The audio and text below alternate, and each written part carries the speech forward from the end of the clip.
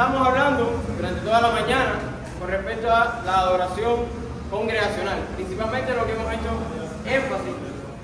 Pero es interesante este tema que yo les traigo ahora en la tarde, que es el Dios que adoramos. Es de vital importancia para la iglesia conocer al Dios que adoramos. Y les hago una pregunta. ¿Creen ustedes que sea importante conocer a ese Dios que debemos dar toda adoración? ¿Seguro? Recuerden esta frase: todo lo que ustedes digan puede ser utilizado en su contra. Quiere decir que si a veces somos nosotros insuficientes en el conocimiento que podamos tener acerca de Dios y no lo estamos adorando tal y como Él demanda o como Él lleva por nuestra ignorancia, entonces estamos cayendo en un gran error. Por tanto, como creyentes, creo que no deberíamos ignorar quién es Dios en su totalidad. Y hoy yo les traigo algunos de los aspectos que son dignos a tener en cuenta para conocer acerca del Dios que debemos adorar. Y en base a estos aspectos que en el bosquejo que les voy a mostrar, ¿qué es lo que estaremos tratando? O sea, conceptos erróneos que hay sobre Dios. Vamos a ver también la naturaleza de Dios y vamos a ver atributos naturales y morales de Dios. Solamente vamos a tratar algunos, no todos, pero sí algunos que vimos necesario compartir con ustedes con la intención de que una interpretación errada o un desconocimiento de alguno de estos aspectos puede provocar que nuestra adoración no sea una adoración genuina o totalmente como a Dios le agrada. Amén. Entonces, ¿qué conceptos errados podemos tener acerca de Dios? ¿Conocen ustedes algún concepto errado acerca de quién es Dios? ¿Han oído alguno? ¿Han tenido ustedes algún concepto errado que han tenido que modificar en algún momento? Cuando digo concepto es, yo creía que Dios era esto. A mí me han dicho, hay personas que creen que Dios es esto o aquello. ¿Hay quien quiere, Fran? Personas que piensan que Dios es amor. Y ahí se quedan. Y así definen a Dios. Dios es amor y por tanto Dios me va a aceptar así como soy. Y pues, simplemente eso reinterpretan, por así decirlo, ese atributo de Dios o esa parte de la naturaleza de Dios. Y de ahí para allá, pues le adoran en base a eso solamente. ¿Ok? Sí. Yo les traigo otro ejemplo. Oigan ahí.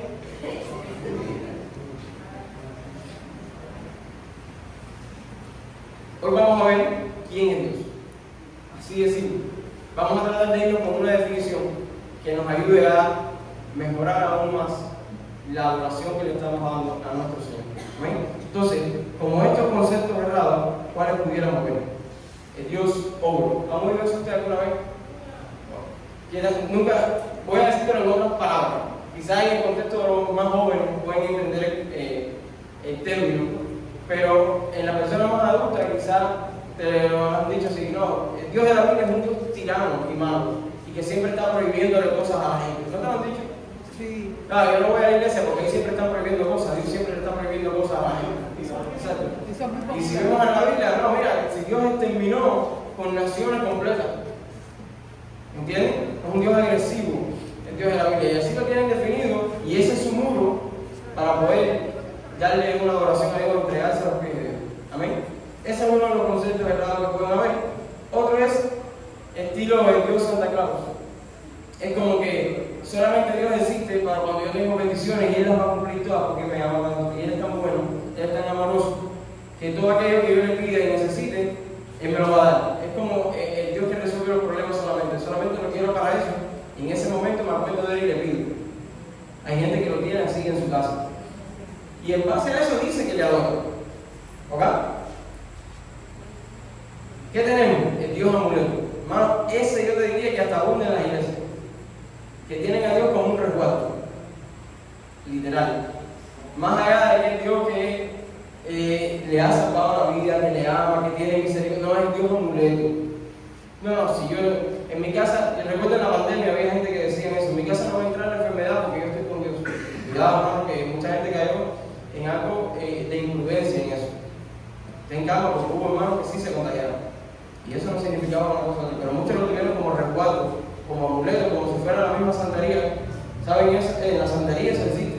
Se ponen manillas como si fuera un amuleto. ¿Han visto ustedes un ídolo que es un indio en las casas, para la protección de las casas? Existen cosas, el ojo, el ojito como la lengua, la tira roja. Asociar cualquiera de esas cosas, cualquier creencia de esas, a Dios como tu amuleto protector en las situaciones difíciles, hermano, escúchame, Dios es mucho más que tu guardador y tu protector. Amén. No solamente por eso. Entonces, ¿qué otro concepto erróneo pudiéramos ver? Clásico.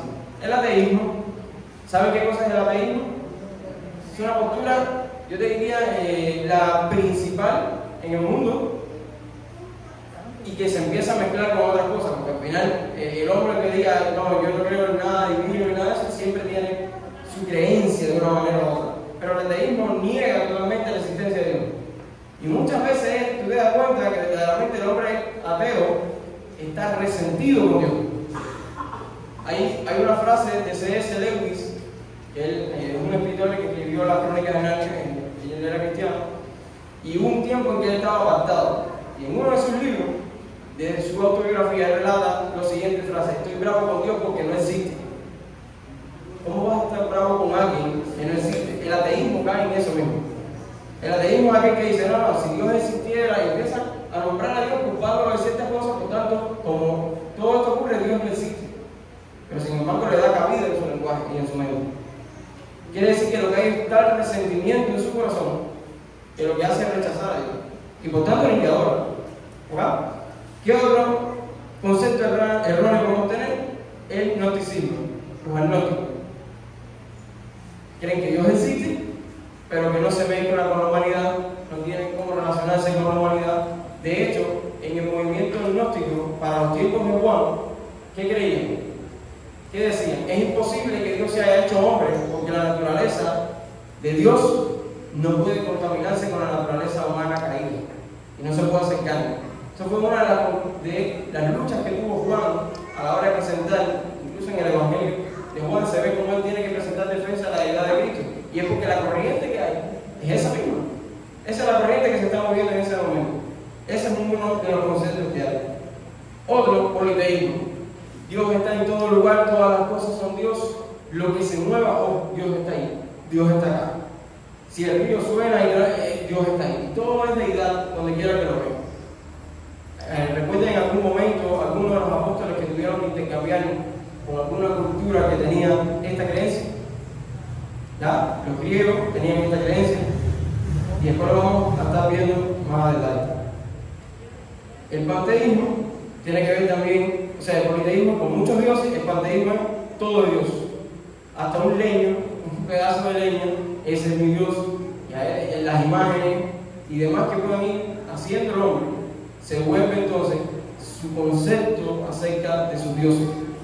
¿Ya?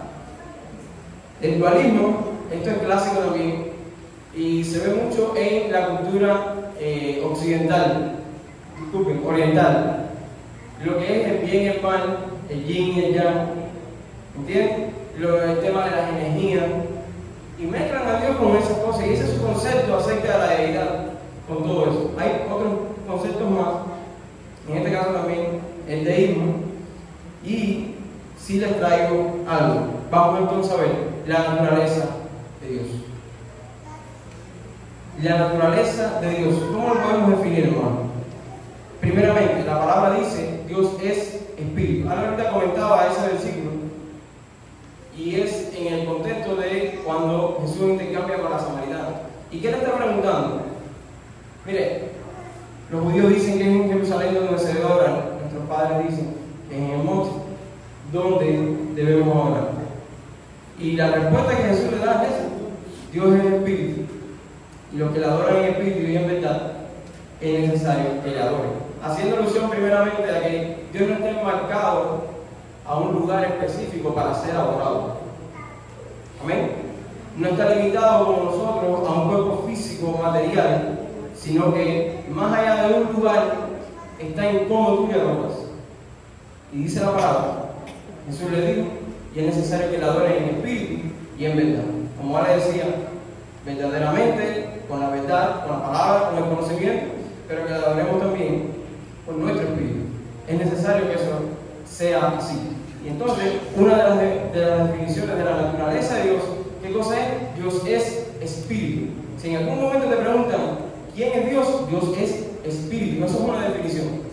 Y que escapa incluso, hermanos, de nuestra comprensión como ente material. Va más allá de lo que nosotros somos. Amén. ¿Qué otra parte de la naturaleza de Dios? Dios es personal. Como ser personal, les voy a dar algunos detalles. Tiene intelecto. Dice la palabra, dijo luego Jehová, bien he visto la aflicción de mi pueblo que está en Egipto, y he oído su clamor a causa de sus exactores, pues he conocido sus angustias. Conoce. Tiene la capacidad de razonar, incluso con inteligencia. Cuando digo hagamos al hombre a nuestra imagen y semejanza, tiene la capacidad de crear una idea y llevarla a cabo. Tiene intelecto en sí mismo.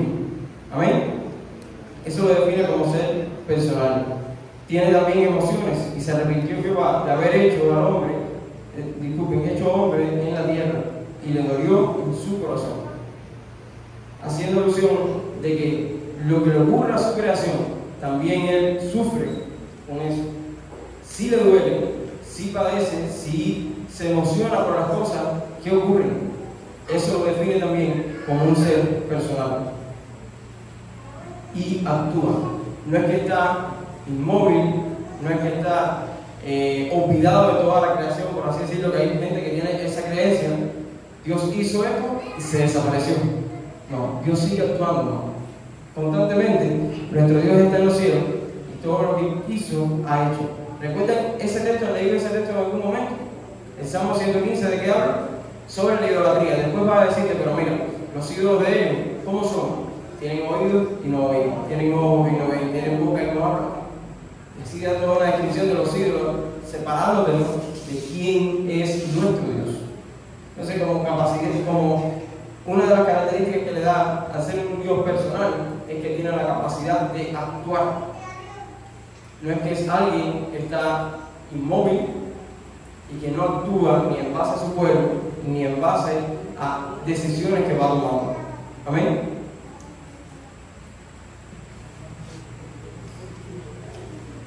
Y vemos este texto.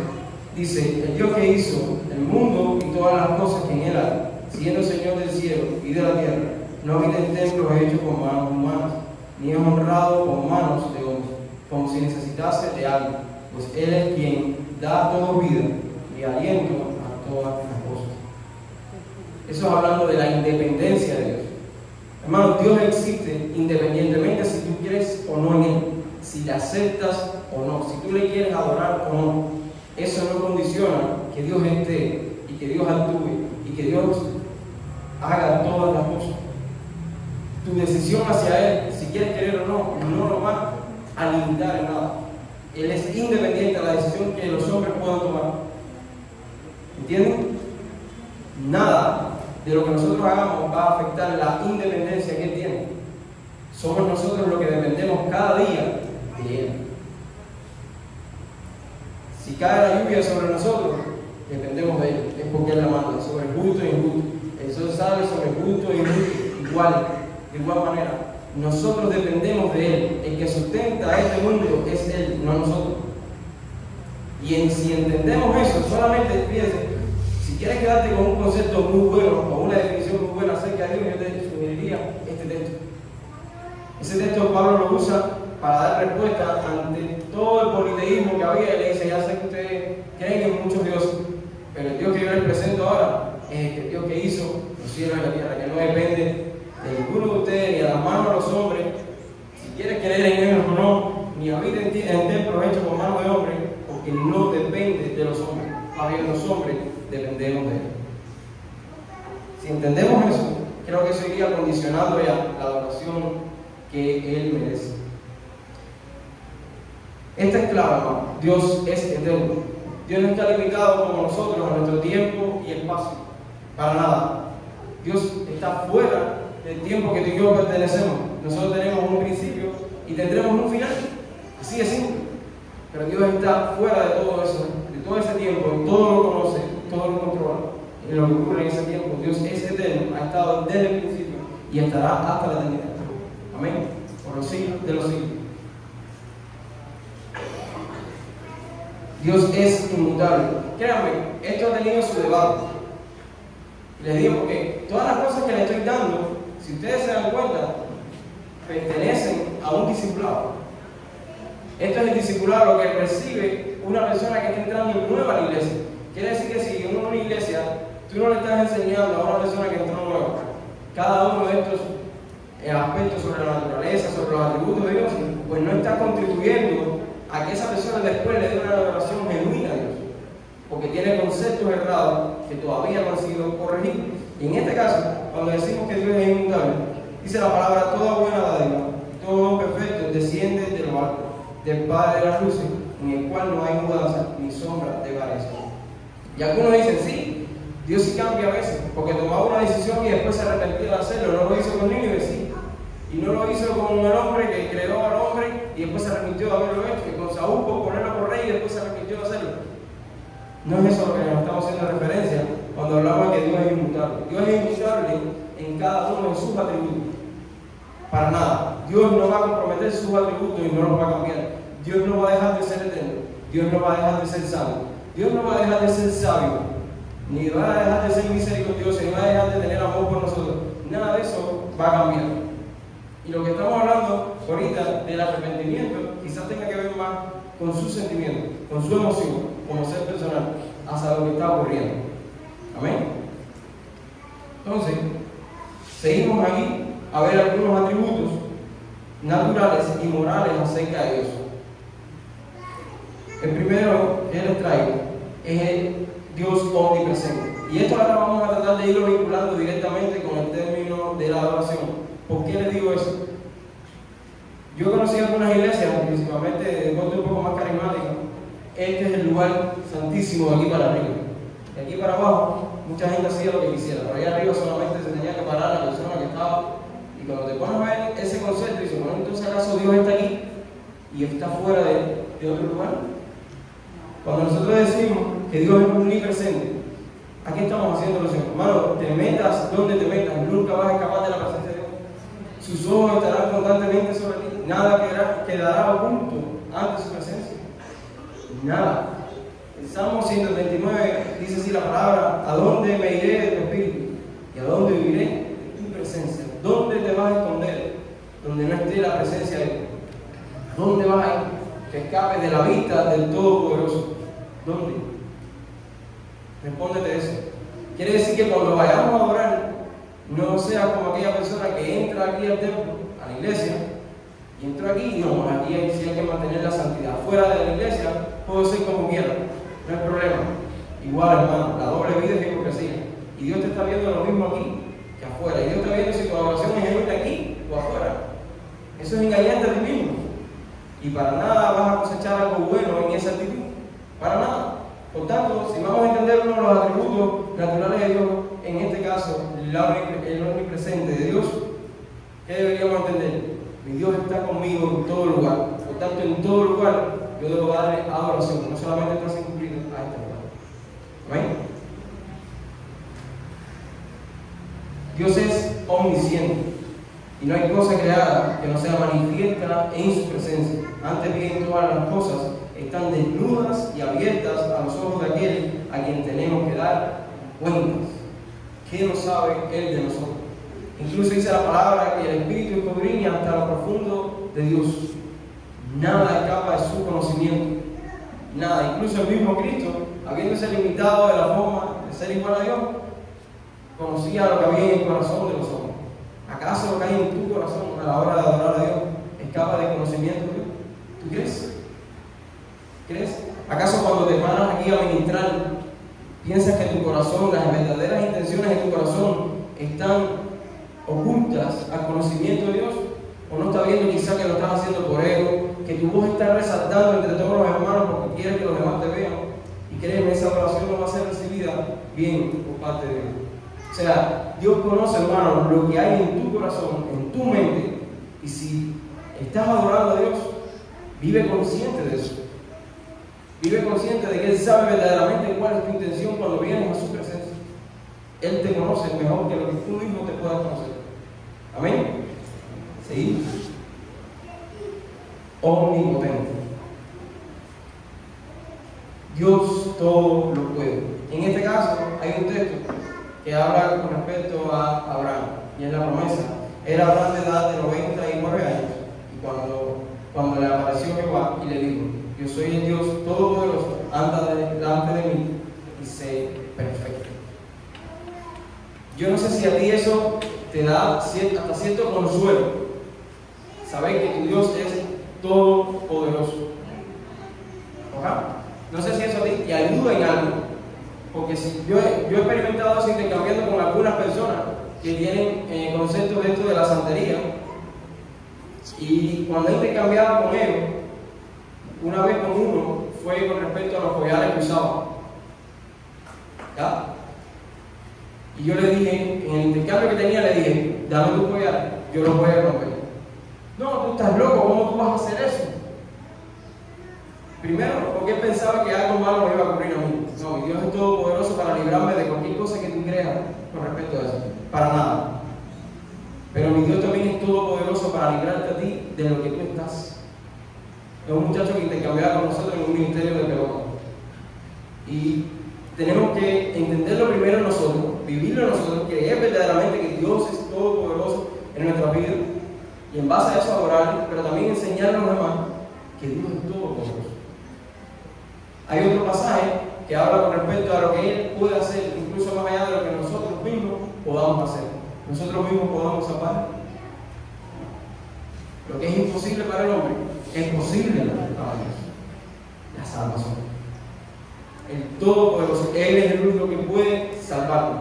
El que tiene poder suficiente para eso. Adórale por cuanto es todopoderoso para darte también salvación.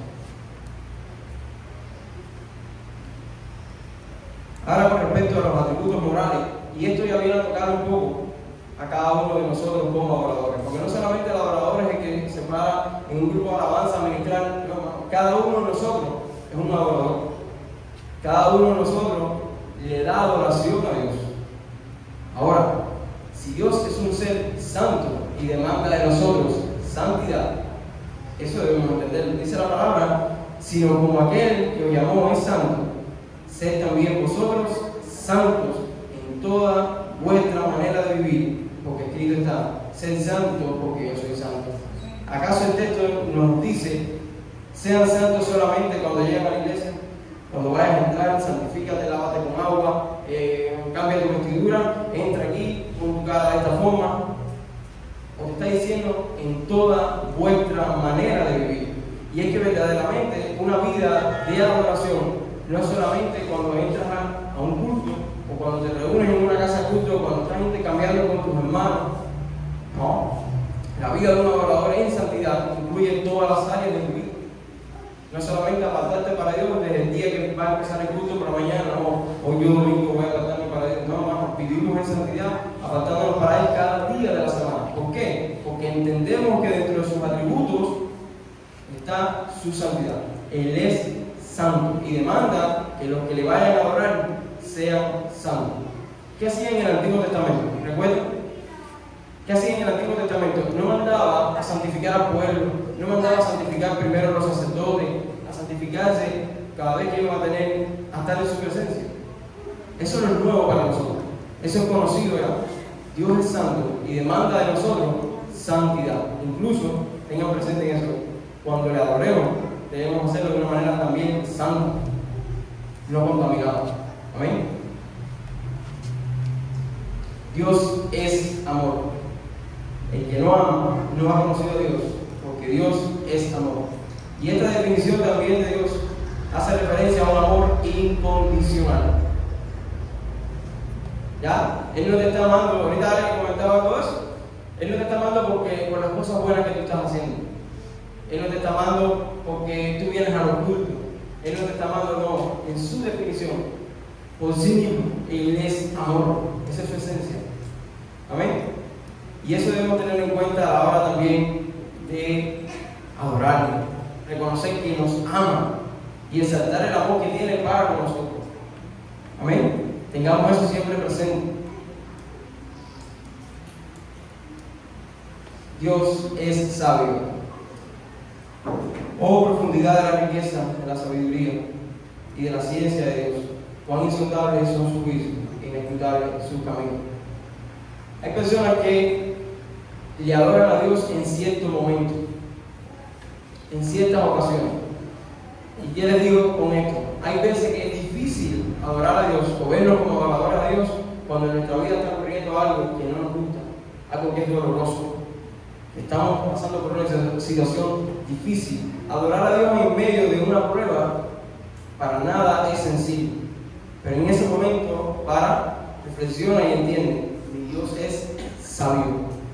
Y Él conoce, Él sabe por la situación que estoy pasando. Nada escapa de su conocimiento. Él sabe por qué estoy pasando por esto y me ayudará en medio de mi proceso a entenderlo y a actuar de la forma adecuada. Solo es que confiemos, hermano, en Él y actuemos en base a eso. Si tu Dios es sabio, créeme, no está haciendo nada imprudente en tu vida, no está permitiendo nada descontrolado en tu vida, sino que algún propósito tendrá Dios para lo que Él tenga en tu vida, por duro que sea. Y yo creo que muchos de nosotros nos hemos visto en situaciones en las que quizás digamos, ¿dónde se metió Dios? Me he visto abandonado. ¿Por qué Dios permitió que esto viniera a mi vida? No sé si en algún momento te has visto así, que no tienes ni salida, pero confía. Nuestro Dios es sabio, por cuanto Él va a tener siempre cuidado de ti. Descansa en eso, confía en eso. Su palabra lo dice. Ahora te hago una pregunta. ¿Conocemos verdaderamente al Dios que adoramos? Simplemente les he citado algunos aspectos de la naturaleza, algunos atributos sobre Dios. Hay muchos más. Ya les digo, esto es algo básico en un discipulado, pero creo que es medular a la hora de vernos como adoradores. Si no entendemos, si no tenemos un concepto correcto de quién es Dios, cuál es su naturaleza y sus atributos, pudiéramos estar dando una adoración errónea, una adoración un tanto mediocre a la hora de hacerlo. Si no entendemos bien su santidad, pues no vamos a nosotros a actuar en pos de eso. Simplemente por ponerte eso. Quiero que ustedes hagan después ese ejercicio, piénsalo, mediten tú solo en tu casa y entiende su santidad. Después que te entiendas ese atributo de Él es santo, mira la forma que tú estás actuando con respecto a la adoración y su santidad.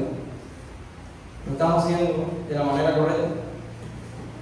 Creo que sería bueno evaluarnos con cada uno de los aspectos que yo les he citado y ver si lo estamos haciendo bien o mal. De esto depende todo lo demás. Si no adoramos en espíritu y en verdad, de nada sirve. Si no reconocemos su grandeza, su poderío, su omnipresencia, si no reconocemos todo eso en nuestra adoración, hermano, ¿qué estamos haciendo? Pues nada, quizás estemos adorando a una inventiva que nosotros tenemos, a una idea que nosotros nos hemos hecho. Pero más allá de eso, yo te invito, escudriña la palabra, entiende quién es Dios verdaderamente, definido por todos los atributos morales, todos los atributos naturales que hemos hablado y muchos más que hay. Y en base a eso, pues le demos la adoración de vida.